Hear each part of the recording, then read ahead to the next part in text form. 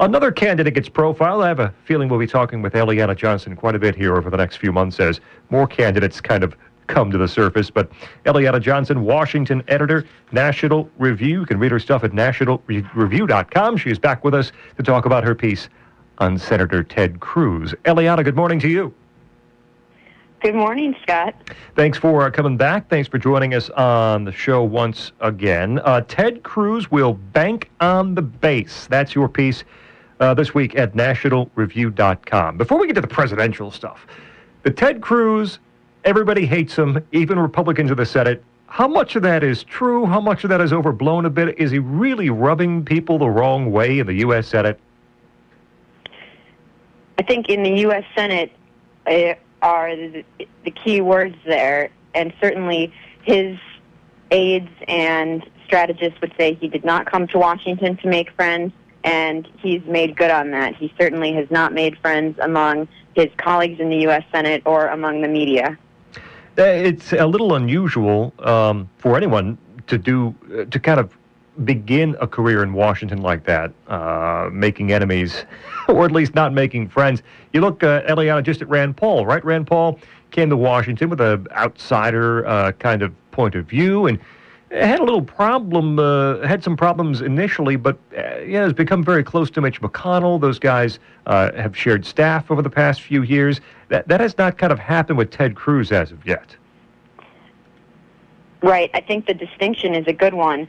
Whereas Cruz has very deliberately kept himself apart, you have Rand Paul, another ideological firebrand with a very similar fan base among the Tea Party, who has deliberately tried to integrate himself. So whereas there are senators who say, I don't agree with Rand Paul, but I really like him personally, you do not hear the same sorts of things about Ted Cruz. He generates a lot more animosity. And I think Elizabeth Warren generates the same sorts of feelings on the left. And the question is, will they come to regret not making more friends in Washington? Is that a good strategic move? I think Cruz's strategist would say the country at large thinks, hey, if they're so hated in Washington, they've got to be doing something right. But I think some others will say it can't be good to have lots of enemies in Washington. This is something that, in the end, they will come to regret. Is Senator Ted Cruz going to run in 2016? Eliana, all indications are yes, correct? That's right. I think it's all but a given that he will run for president. He is certainly preparing to do so. The campaign would be headquartered in Houston. He's got a campaign arm that he is actively hiring for and building up, and he is getting ready. I think the only thing that he is left to do is for him to announce. Senator Cruz has been in Congress for just 2 years. However, after our current president became the nominee and the president with a very limited resume and very short time in Washington, is that even a concern anymore in terms of pushing toward a general election? Now, yes, so some people in the primary might look and say, I'd like someone with a longer resume, but it doesn't seem after what President Obama has been able to do, or at least been able to win, that should be a disqualifying feature necessarily, the short time in Washington. Well, that's absolutely something that Cruz is going to have to grapple with. And President Obama, his performance over the past 6 years, I think, has caused a lot of people concern, because it's not so much that he's a liberal that people are worried about now, but it's that it's a real lack of competence that people are seeing, and it's causing concern among Republicans and Democrats alike. And they're asking themselves, has the Obama era proven that we need somebody with more managerial experience in the job? And I think that that's something that Cruz is going to have to grapple with, that all first-term senators actually are going to have to grapple with on the primary stage, and explain why their experience is sufficient to, rocket them to the Oval Office. Eliana Johnson with us, Washington editor of National Review, nationalreview.com. It's Riley and Scott here on WROK. Now, people from the outside look at the Ted Cruz candidacy and say, he might be able to attract the base in the primary, but he'll never grab the independents. He'll never grab those crossover votes in the general. He can't win that way. And your reporting says that's probably right, but Ted Cruz doesn't care. He's not concerned about independent voters necessarily. Exactly. Cruz's strategists say the major mistake of past Republican candidates, take John McCain, Mitt Romney, has been to focus too much on winning over independent voters. And they point to people like John Kerry in 2004, Mitt Romney in 2012, both candidates who won independent voters, but of course lost the election. And their argument is that the things that candidates have to do to win independent voters, run to the middle, dampen, moderate their positions, that dampens the turnout of the base. And they end up winning fewer independent voters than they do among their own base. They lose more voters among their base than they do turning out independent voters, and that it's a bad trade-off. So Cruz wants to really focus on turning out the conservative base, and then thinks he can win enough young people and Hispanics and Reagan Democrats and women. And they really think that most of the country doesn't have an opinion of him, but when they see him without the filter of the media, they'll really like him.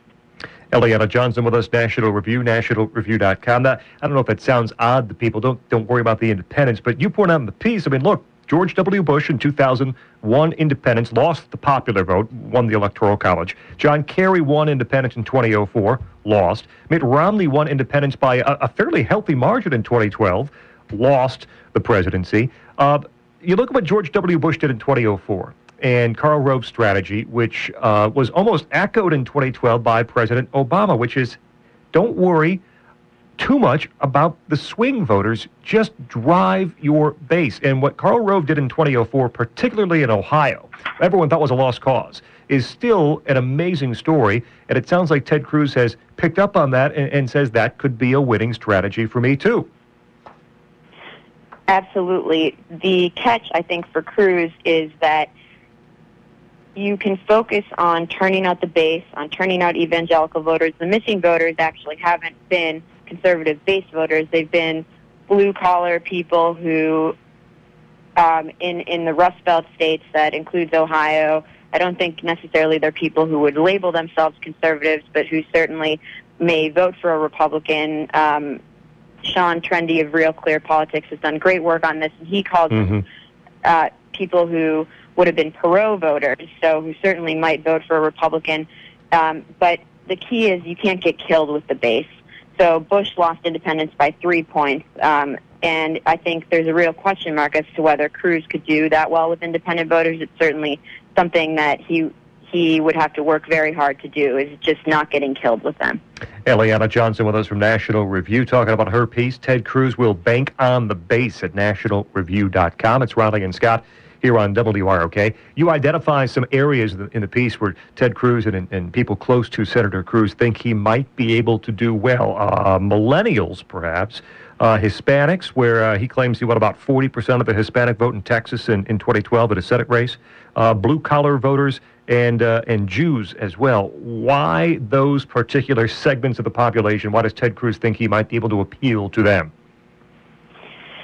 These are areas where I thought the evidence put forth was relatively thin by the Cruz strategist. He has done a lot of work to appeal to Jewish voters on Israel, for example. That's one of the groups that they cited. I just think it's relatively unlikely that Jews who are voting Democratic is almost a matter of religion for them. They're just fervently liberal and Democratic, would swing in Cruz's direction, in part because Jews have been a little bit more likely to vote Republican, but I think it's unlikely that Democrats in 2016 will put up somebody who is as hostile to, or is perceived to be as hostile to Israel as Obama has been. And I think while Cruz has done work with top dollar Republican Jewish donors, I do have a hard time seeing how rank and file Jews would come over in his direction. And he made the same case about Hispanics, getting 40% of the Hispanic vote in Texas. across the country, certainly would be the first, obviously, Hispanic nominee of either party. I have a hard time seeing how, again, in the era of identity politics, this is obviously a harder case for Republicans to make than Democrats. But I have a hard time seeing how, in all of these groups, he would be able to compensate and make up for the ground he would lose among independents across the board. Eliana Johnson with us from National Review. She's the Washington editor. Now, we know that he's rubbed some senators the wrong way in Washington, even among his Republican friends. But how is he on a one-on-one basis, specifically with these big money potential donors? Do they like Ted Cruz when they meet him? That's a group he's really trying to court now. Obviously, there's a whole money primary that goes on behind the scenes. There are a few primaries that, aside from the actual primary that you see taking place in public, happen behind the scenes. One is the endorsement primary. Another one is the financial primary in terms of getting money from top dollar donors. So that's the one Cruz is really competing in now and trying to make inroads with establishment donors. And he does phenomenally well in that situation. But it should be said that given his portrayal in the media, rightly or wrongly, he really can't do anything but impress in those situations because he goes in with people have such low expectations of what they're going to find when he goes in. Eliana Johnson with us, National Review. It's Riley and Scott on WROK. Is there anybody that he is particularly close to in D.C.? I mean, among politicians, I guess, either in the Senate or in the House. Who's advising him on a political or from a political standpoint in D.C.? Sure, he works very closely with Mike Lee, the Utah senator, who I think it helps that Mike Lee has no presidential ambitions, and he's unique among the senators who were elected in 2010 in that Tea Party wave among Rand Paul, Marco Rubio, Mike Lee, Ted Cruz, who came along in 2012, who has no presidential ambitions. The other three, Rubio, Paul, and Cruz, are all, more or less interested in running for president. And so Lee is close to all of the other three. And Cruz is also working closely with his chief of staff, Paul Teller, who was the chairman of the Republican Study Committee. That's the committee of conservative lawmakers in the House. He came over to work for Cruz, and he's working closely with him now in his Senate office. Eliana, how does he play in the early primary states, which, like it or not, do so much to shape the race? Iowa, New Hampshire, South Carolina. How does Ted Cruz, do you think, how does he play in those states? That's really his major advantage because he does very well among conservative Christian voters who dominate the Iowa caucus. New Hampshire would be tough, more moderate, independent-type voters. But again, in South Carolina, very conservative state, I think he would do very well. And his major advantage will be in these early primary states. But there are people, certainly, like Ben Carson, and if he runs, Mike Huckabee, who could give him a real run for his money. Eliana Johnson, the Washington editor at National Review. We add this to our 2016 profile collection. Ted Cruz will bank on the base. We'll tweet it out in a moment. You can find it, too, at nationalreview.com. Eliana, thanks for your time this morning. Have a Merry Christmas. Have a great New Year. And as I said, I have the feeling we'll be talking quite a bit as 2015 rolls on. Merry Christmas, Scott. Thanks, Eliana.